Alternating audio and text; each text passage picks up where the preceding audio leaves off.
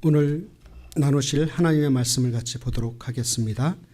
마태복음 6장 1절에서 4절 말씀입니다. 마태복음 6장 1절에서 4절 말씀, 우리 한 목소리로 같이 한번 읽어볼까요? 시작. 사람에게 보이려고 그들 앞에서 너의 의를 행하지 않도록 주의하라. 그리하지 아니하면 하늘에 계신 너희 아버지께 상을 받지 못하느니라. 그러므로 구제할 때에 외식하는 자가 사람에게서 영광을 받으려고 회당과 거리에서 하는 것 같이 너희 앞에 나팔을 불지 말라. 진실로 너희에게 이르노니 그들은 자기 상을 이미 받았느니라. 너는 구제할 때에 오른손이 하는 것을 왼손이 모르게 하여 내 구제함을 은밀하게 하라. 은밀한 중에 보시는 너의 아버지께서 갚으시리라. 아멘. 오늘 말씀은 마태복음 6장 1절에서 4절의 말씀을 중심으로 해서 구제, 나팔 불지 말라 라고 하는 제목으로 같이 피차 은혜를 나누는 귀한 시간 되기를 주의 이름으로 축원합니다. 제가 신학교 다닐 때 있었던 일입니다. 사실 그때 당시에 여러 가지 많은 그 경제적인 어려움 때문에 힘들게 공부하던 시절이었었어요. 당시에 교회에서 어린이 부와 중고등부를 맡아서 같이 사역했던 그런 시절이었습니다. 교육전도사로서 그렇게 사역을 했습니다. 그 당시에 제가 봤던 교육전도사 사례비라야 한 달에 제가 기억에 35,000원, 지금의 한 40불 정도, 그래서 한 달 사례비가 그랬습니다. 그래서 그 35,000원 되는 그 금액에서 11조 떼고요, 주일원금 떼고요, 그리고 또 감사함이 있으면 감사원금 떼고 하면 그 주말에 수원에서 대전까지 학교를 다녔는데 매주 왔다 갔다 하는 오르락내리락하는 기차비도 모자라서 쩔쩔매서 대전역에 내리면 집까지 버스나 택시를 타고 가야 되는데 걸어 다녔던 시절이 그 시절이었습니다. 책 한 권 사려고 550원짜리 그 밥을 먹기보다는 200원 아껴서 350원짜리 라면을 먹었던 그런 시절이 있었습니다. 그래서 방학 때가 되면은요, 제가 닥치는 대로 일을 했습니다. 막노동에서부터 시작해서 채소 장사, 과일 장사, 심지어는 노가다, 이렇게 집 짓는 곳에 이렇게 등짐을 지고 자갈을 지고 모래를 지고 4층까지 올라가 봤던 그런 경험이 있습니다. 여러분들 자갈이 무겁겠습니까? 모래가 무겁겠습니까? 해보니까요, 물먹은 모래가 훨씬 더 무겁더라고요. 제 경험에서 나온 진리입니다. 그래서 그렇게 돈을 모아서 등록금을 마련했던 기억이 있습니다. 그래서 어느 해에 제가 정확하게 기억은 나지 않는데 그렇게 해서 어렵게 돈을 모아서 이제 등록금을 내러 대전까지 내려갔습니다. 그때 당시에 온라인 시스템이 되어 있지 않기 때문에 직접 가서 내야 되는 그런 상황이었었어요. 그래서 그 당시에는요, 저뿐만이 아니라 신학생 중에 웬 그렇게 가난한 학생이 많은지 다들 어려움을 당하는 사람들이 참 많았었습니다. 그래서 이제 등록금을 내려갔는데 그때 등록금을 분납할 돈조차 마련하지 못해서 발을 동동 구르고 있는 친구를 만났습니다. 그 친구는 그 등록금 납부 기한을 연기할 수 있는지 없는지를 문의하러 왔다가 그것이 안 된다는 말을 듣고 실망하고 돌아가는 중이었습니다. 그래서 이제 학교를 그만두려고 그런 마음을 먹고 돌아가던 중에 저를 만났습니다. 저와 굉장히 상당히 가까운 그런 친구였었어요. 3년을 같은 방을 썼으니까요. 3년을 자취를 같이 했습니다.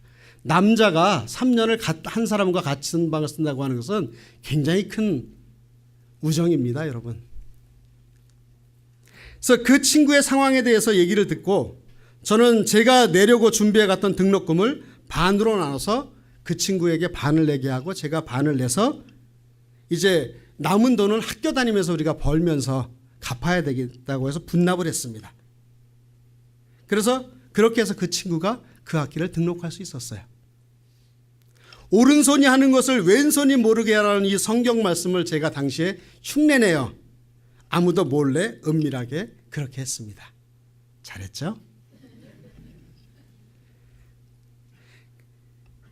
얼마나 친했냐면 그 친구하고 강의 시간도 똑같이 잡아서 같은 강의 시간을 계속 같이 다녔어요.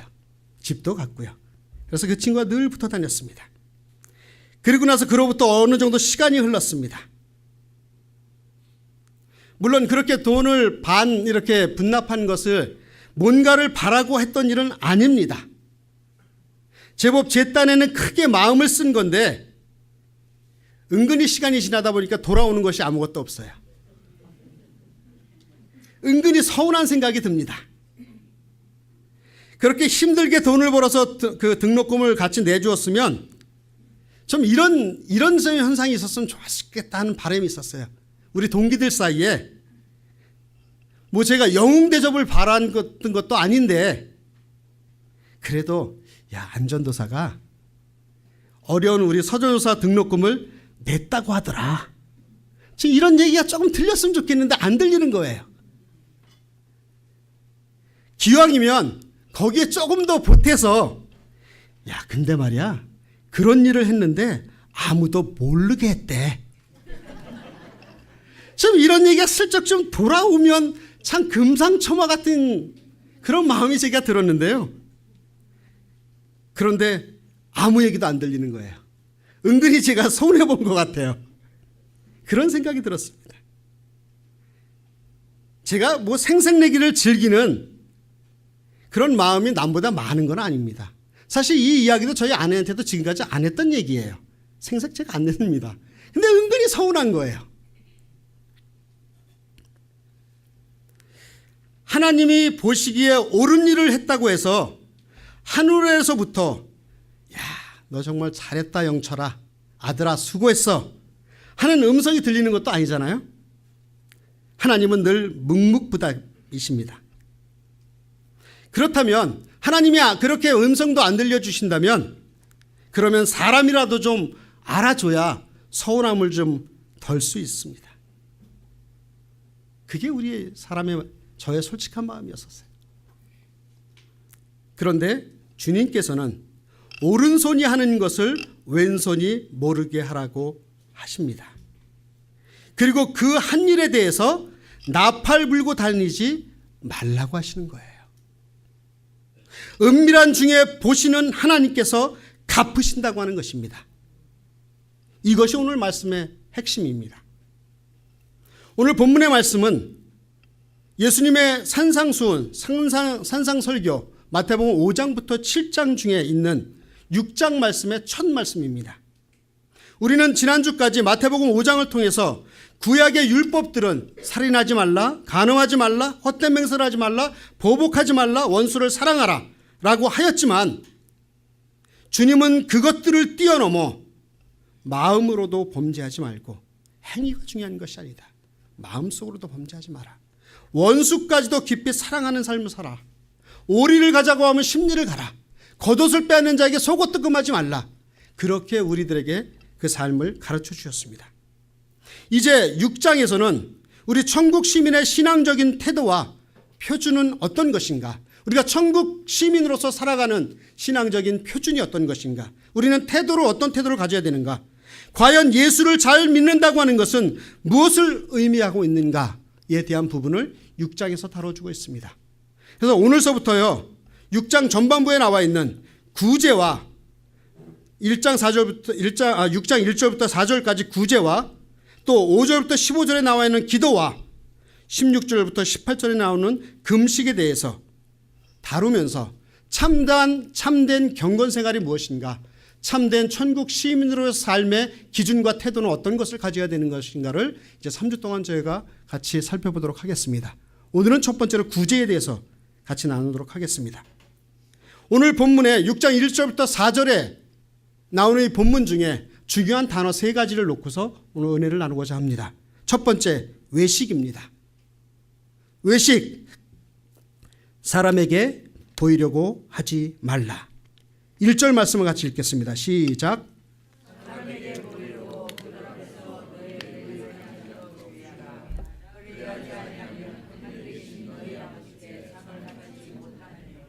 네, 여기에서 중요한 단어는 뭐냐면 보이려고 하는 그 단어입니다. 이 단어는 헬라어로 테아테니아라고 이야기하는데 이 말뜻은 행동의 목적이 사람에게 보이려는 것이라는 의미가 있습니다. 이 테아테니아에서 나온 말이 우리 지금 극장, 디어러라고 하는 단어가 여기에서 나왔습니다. 극장, 연극이라고 하는 의미가 이 단어에서 파생되어졌습니다. 결국 이 말의 의미는 무엇이냐면 다른 사람들에게 보이기 위한 연극을 하지 말라고 하는 것입니다. 이것을 예수님은 외식이라고 표현했습니다. 외식. 여러분들 외식 좋아하세요? 식당에서 식사하는, 집 밖에서 먹는 그 외식 좋아하세요? 전 좋아합니다. 뭐 싫어하시는 분들도 있겠지만. 그 외식이 아니라 겉으로만 그럴듯하게 포장하는 그런 외적인 형식을 의미합니다. 남들에게 보여주기 위한 연극하고 있는 실체가 아닌, 진리가 아닌, 참된 것이 아닌 그 모습을 보여주는 것, 그것이 외식이라고 하는 것입니다. 우리 인간은요, 살아가면서 다른 사람들이 보느냐 보지 않느냐에 따라서 행동이 변할 때가 많습니다. 인간은 다른 사람의 눈치를 보며 살아가는 존재입니다. 가만히 보면은요, 우리 성도님들도요, 제가 있는 거하고 없는 거하고 좀 다르시더라고요.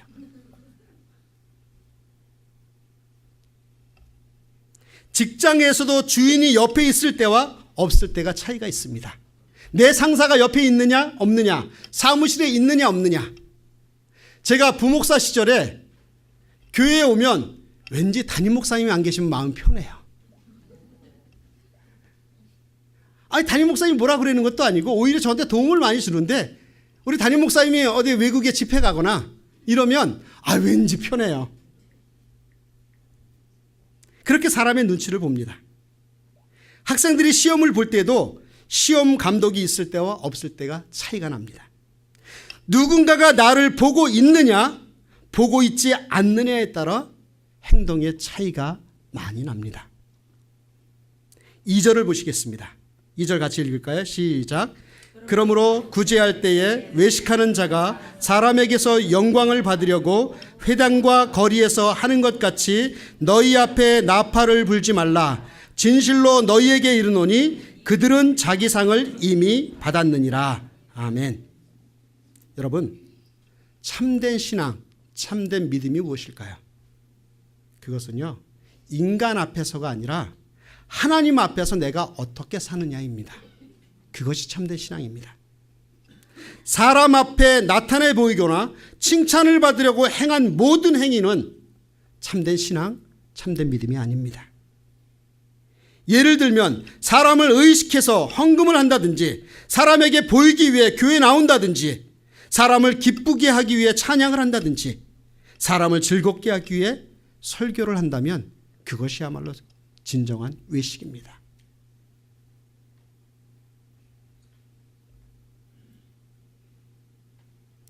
오늘 본문뿐만이 아니라 이 산상수훈의 말씀은요, 참 우리를 괴롭게 해요. 그렇지 않나요? 2주 전에 어떤 성도님이 저에게 찾아와서 이런 말씀을 해요. 뭐냐면, 목사님, 요즘 주일 설교가요, 저를 너무 불편하게 합니다. 힘들게 합니다. 저의 마음을 흔들어 놓습니다. 정말 말씀이, 이 산상수훈이 참 저를 괴롭게 합니다. 그렇게 말씀하시는 그 성도님이 제가 빙긋이 웃으면서 했어요. 지금 잘하고 계신 겁니다. 잘하고 계신 겁니다. 이 산상수훈의 말씀을 듣고서, 이 시리즈의 말씀을 듣고서 우리 마음이 편하다고 하면 여러분들 조심하셔야 됩니다. 불편한 거 당연합니다. 찔리는 거 당연해요. 그렇게 살지 못하는 것에 대해서 애통해하는 것 무릎 꿇고 눈물을 흘려야 되는 것 당연합니다. 아마 이 산상수훈만큼 우리의 속사람을 자극하는 부분이 있는 본문도 아마 없을 것입니다. 이 산상수훈의 말씀은, 마태복음 5장, 6장, 7장의 이 말씀은 끊임없이 우리의 죄성과 우리의 인간적인 본 모습을 계속 말씀을 통해 우리를 비춰주신다고 하는 사실을 기억하시기 바랍니다. 심지어 오늘 본문도 보십시오. 우리가 자랑하고 싶은 그 욕망들, 우리의 공로의식, 내가 이만큼 하면 됐는데 자랑하고 싶어하는 그 마음에 대해서 뭐라 그래요? 나팔 불지 말라고 이야기하고 있습니다. 얼마나 괴롭습니까? 저도 순간순간 자랑하고 싶은 것이 너무 많아요. 내놓고 싶은 것이 너무 많아요. 그거 하지 말라고 하는 거예요. 얼마나 괴롭습니까? 하나님보다는 사람에게 인정받고 싶은, 우리 성도님들에게 인정받고 싶은 그 욕심이 저한테 왜 없겠습니까? 그거 하지 말라고 하는 거예요. 사실 우리가 사는 이 세상에서 우리가 추구하고 있는 거의 모든 것들이 사람들의 인정과 칭찬에 관련되어 있다는 거 아십니까? 왜 우리 자녀들 좋은 대학 보내려고 그래요? 솔직하게. 그 아이들의 삶을 위해서도 필요하지만 내가 그렇게 인정받고 싶은 거예요. 내 자녀를 통해서 다른 사람들에게 칭찬받고 싶은 거예요. 대리 만족하고 싶은 거예요. 왜 내 남편이 잘났으면 좋겠어요? 왜 내 아내가 잘났으면 좋겠어요? 가만히 내 마음을 이렇게 추적해 보면 결과적으로 내가 칭찬받고 싶어서 그래요. 나 이만큼 잘났습니다. 나 이만큼 레벨 업된 사람이야 라고 자랑하고 싶은 그 욕심이 우리 가운데 있는 거 여러분들 분하실 분 몇 분이나 되세요?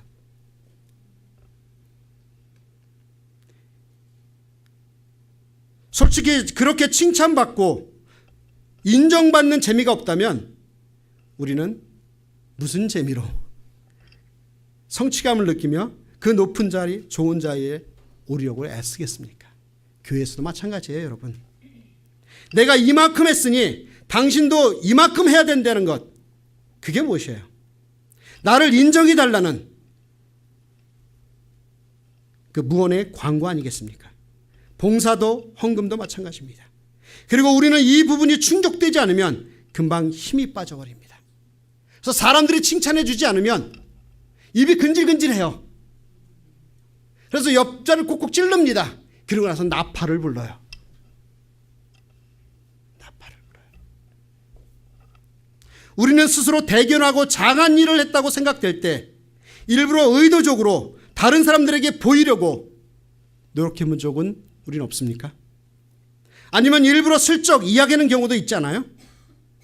예수님은 그것을 보면서 하시는 이야기가 나팔을 분다고 이야기하고 있어요. 여기서 나팔을 분다는 의미를 다시 한번 이 당시의 상황 속에서 말씀을 드릴게요. 당시 유대인들은요, 여러 개의 나팔이 있었습니다. 그런데 나팔을 불어 백성을 모아놓고 그들이 보는 앞에서 구제했습니다. 그래서 예루살렘 성전 내에서 궁핍한 자들을 구제하기 위한 성금을 모을 때 그 구제하는 사람들의 낸 성금의 내력을 알리기 위해서 나팔을 불었다고 합니다. 무슨 얘기냐면 이제 그 구제의 나팔을 불어요. 그 부는 이유는 물론 그 구제를 받을 사람들을 모여라라고 이야기하면서 부르는 것도 있지만 그 부는 이유는 뭐냐면 이 사람이 이만큼 이 많은 재물을 당신들을 위해서 내놓았습니다라고 지켜주기 위해서 사람들을 모으는 겁니다.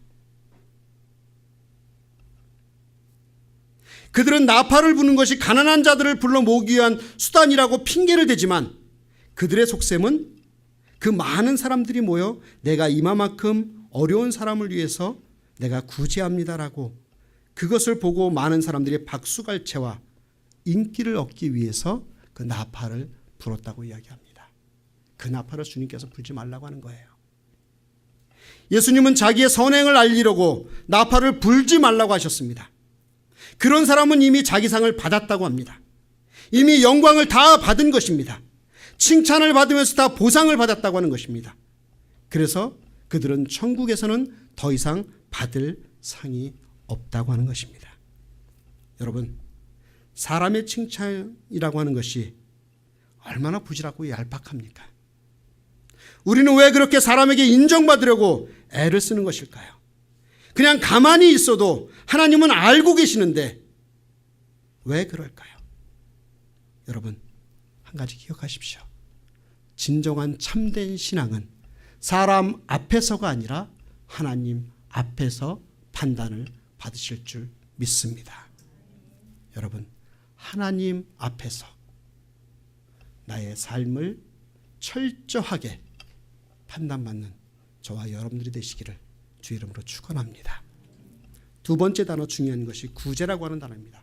구제는 뭐예요? 왼손이 모르게 하라. 3절 말씀을 같이 읽겠습니다. 3절 말씀에 이렇게 말씀하고 있습니다. 너는 구제할 때에 오른손이 하는 것을 왼손이 모르게 하여. 사실요, 현실적으로 우리가 오른손이 하는 것을 왼손이 모를 수 있을까요? 없을까요? 이 말의 진정한 뜻은요, 구제할 때 다른 사람이 모르게 하는 것뿐만이 아니라 자기 자신도 모르게 하라고 하는 얘기예요. 즉 무슨 얘기냐면 누군가에게 도움을 줄 때에 자기 자신조차도 의식해서는 안 된다는 거예요. 우리는 헌금을 할까 말까, 구제를 할까 말까를 여러 번 자기 자신과 의논합니다. 해도 될까 말아야 될까, 할까 말까. 그래서 막상 해야 될 즈음에 자신이 굉장히 위대한 사람인 양 그렇게 만들어 놓습니다. 그래서 겉으로는 겸손한 척하지만 속으로는 남을 구제하는 안영철, 너는 참 괜찮은 사람이야 라고 스스로 위안합니다. 스스로 만족해합니다. 그리고 교만에 빠져듭니다. 여러분, 예를 들면 이런 겁니다. 어떤 사람이 여러분들에게 와가지고, 성도님 작년에 이만저만 이렇게 도와주신 거 감사합니다 라고 와서 이야기했다고 쳐요. 그런데 그 인사를 받아도 작년에 내가 뭘 도와줬는지 기억이 안 나요. 이것이 진정한 구제라고 하는 거예요. 내가 구제한 것이 전혀 기억나지는, 이것이 오른손이 하는 것을 왼손이 모르게 하는 겁니다. 내가 도우면서, 내가 구제하면서 와서 감사하다고는 얘기했는데 내가 구제한, 뭘 감사하고 있는지 내가 도대체 모르는 상황, 그것이 진정한 구제라고 하는 것입니다. 또 다른 예를 볼까요? 자녀들에게요.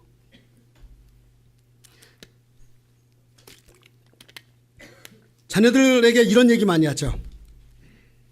내가 이번에 너를 용서하면 3번째 용서해 주는 거야. 4번째야. 이번이 마지막이야. 라고 그렇게 얘기를 하죠. 이것은 뭐냐면요, 다 용서하지 않았다는 뜻이에요. 3번, 4번 센 것. 즉 그 말은 나는 내가 잘못한 것을 다 기억하고 있고 2번이나 3번이나 용서해 준 것도 다 기억하고 있어. 그러나 내가 너를 얼마나 봐주고 있는지 알아? 벌써 3번째야. 이렇게 하는 것은요, 용서도 아니고요, 사랑도 아닌 것입니다. 용서했으면 잃어버리는 거예요.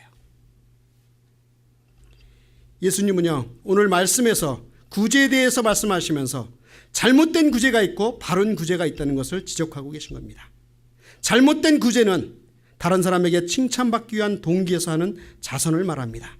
그러나 바른 구제는, 바른 드림은 오른손이 하는 것을 왼손이 모르게 하는 것입니다. 제가 한번 말씀을 드렸던 기억도 있는데 한 번 더 은혜가 돼서 말씀을 드립니다. 다른 측면에서. 뭐냐면 약 1년 전에 우리 교회에 누군가 꽤 많은 액수의 헌금을 무명으로 했습니다. 우리 성도님들의 그 삶의 여러 가지 상황으로 보았을 때 생활에 넘치는 여유가 있는 사람이 아닌 듯 했습니다. 하지만 그 자신에게 있는 것을 하나님을 위해 사용하고 싶다는 감동이 와서 건축 헌금으로 주 앞에 헌금을 한 것 같았습니다. 본인이 누구인지는 알리지 않았지만 또 무명으로 했지만 사실 솔직하게 목사의 입장에서는요, 그가 누구인지 참 알고 싶은 게 솔직한 심정이에요. 누구지? 과연 누구일까?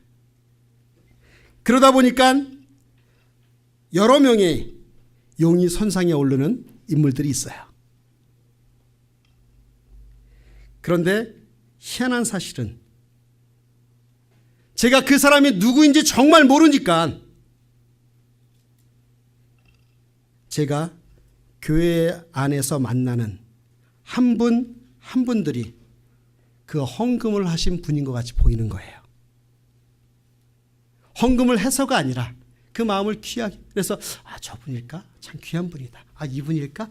너무나 귀하구나. 그래서 한 분 한 분을 볼 때 너무나 귀하게 여겨지는 거예요. 그래서 대하는 마음이 예전 같지가 않은 거예요. 우리 성도님도 한 분 한 분 대할 때 저분 그렇구나. 그 정성을 보이신 분이겠지. 한 분 한 분을 그렇게 대합니다. 아마 지금 이 순간에 그분이 이 자리에 앉아 있을 것인데 속으로 아마 그런 이야기를 할 겁니다. 하나님만 아시면 돼요, 목사님. 자신이 갖고 있는 모든 것을, 또 자신이 갖고 있는 것을 하나님을 다해, 정성을 다해 드리는 것이 그렇게 쉽진 않지만 사렙다 가부의 마지막 남은 그 밀가루와 기름으로 떡을 만들어 선지자를 대접한 것처럼 귀하게 주를 위해, 또 성도들을 위해, 교회를 위해 드리는 그 손길이 귀한 손길인 줄 믿습니다. 이것이 바로 오른손이 하는 일을 왼손이 모르게 하라라고 하는 그 말씀에 순종하는 삶입니다. 마지막으로 세 번째로, 그렇게 오른손이 하는 일을 왼손이 모르게 하고 나팔을 불지 않고 돕는 그 구제의 손길에 하나님께서는 그냥 내버려 두시지 않습니다. 하나님의 보상이 있습니다. 그것은 뭐냐면 아버지께서 갚으시리라. 4절을 같이 읽겠습니다. 시작. 내 부정함을 은밀하게 하라. 은밀한 중에 보시는 너의 아버지께서 내 구제함을 은밀하게 하라. 은밀한 중에 보시는 너의 아버지께서 갚으시리라. 우리가 구제하는 가장 좋은 방법은요, 사람들의 칭찬과 인기를 의식하지 않고 은밀하게 보시고 갚으시는 하나님을 의식하는 것입니다. 여러분, 은밀한 중에 보시는 그 하나님께서 갚아주시라는 그 믿음이 진정한 믿음이라고 저는 생각을 합니다. 사람의 칭찬을 받고 사람의 인기를 얻기 위해 선한 일을 하는 것은 예수님의 말씀대로 이미 2절에 자기 상을 이미 받은 것입니다. 그러나 사람의 보상을 생각하지 않고 하나님만 의식하는 것은 그것이 참된 믿음이요, 참된 그리스도인으로서, 천국 시민으로서의 소유해야 될 경건의 모습입니다. 우리가 하나님의 보상만을 바란다고 하는 것은 곧 하나님만을 의식하며 산다고 하는 것입니다. 즉 오직 하나님께만 영광을 돌리는 삶이라고 하는 사실입니다. 사랑하는 여러분, 그렇다면 우리가 어떻게 하나님께 영광을 돌려드릴 수 있을까요? 우리가 만약에 선한 일을 베풀고 구제를 했다면 우리의 입술에서 이런 고백이 나와야 됩니다. 마땅히 해야 할 일을 했을 뿐입니다. 저에게 무슨 칭찬받을 것이 있겠습니까? 또한 하나님께서 나에게 은혜를 베풀어 주셨으니 나도 하나님께 받은 은혜를 돌려드릴 뿐입니다. 이 고백이 우리 가운데 나와야 될 줄 믿습니다. 종교개혁자 존 칼빈은 그 자신의 삶의 원칙을 코람데오라고 하는 말로 한마디로 정리를 했습니다. 이 코람데오라고 하는 말 뜻이 뭐냐면, 코람, 앞에서라고 하는 단어와 데오, 하나님이라고 하는 그 단어가 합쳐져서 코람데오, 하나님 앞에서라고 하는 말이 이 코람데오라고 하는 말입니다. 이 말이 종교개혁자인 존 칼빈은 평생을 하나님 앞에서 코람데오의 삶을 살았다고 그는 고백합니다. 사랑하는 여러분, 우리 성도들은요, 우리 하나님의 사람들은 하나님 앞에서 삶을 살아가는 사람들입니다. 하나님 앞에서 사는 삶은 우리 자신의 영광이 아니라 하나님의 영광을 구하는 삶을 이야기합니다. 나의 명예를 구하는 것이 아니라 하나님의 명예를 구하는 삶입니다. 사람들이야 뭐라 하든 남들이 나를 알아주지 않든 하나님께서 나를 알아만 주신다면 그보다 더 큰 은혜와 위로가 어디 있겠냐 하는 이야기입니다. 그리고요, 어떤 때 보면 꼭 그 선행이 은밀하게 하면 이루어지는 것이 아닙니다. 본의 아니게 그 선행이 알려져서 칭찬을 들을 수도 있습니다. 그럴 때 우리는 이렇게 이야기해야 됩니다. 주님, 제가 마땅히 행할 일을 했을 뿐입니다. 칭찬받을 게 무엇이 있겠습니까? 모든 것이 다 주님의 은혜입니다. 이 고백을 해야 될 줄 믿습니다. 말씀을 맺습니다. 잠언 19장 17절 말씀을 함께 읽겠습니다. 시작. 가난한 자를 불쌍히 여기는 것은 하나님께 구워 드리는 것이니 그의 선행을 그에게 갚아 주시리라. 아멘. 우리의 선한 일을 할 때에 그것이 연극이 되지 않도록 조심하시기 바랍니다. 우리의 선한 행실이, 우리의 선한 구제가 나팔을 부는 데 사용되지 않도록 우리는 조심을 해야 될 줄 믿습니다. 우리가 선한 일을 행할 때 참으로 그 상을 하나님께서 갚으실 것을 믿고 은밀하게 주님 앞에 행하시는 저와 여러분들이 되시기를 주의 이름으로 축원합니다.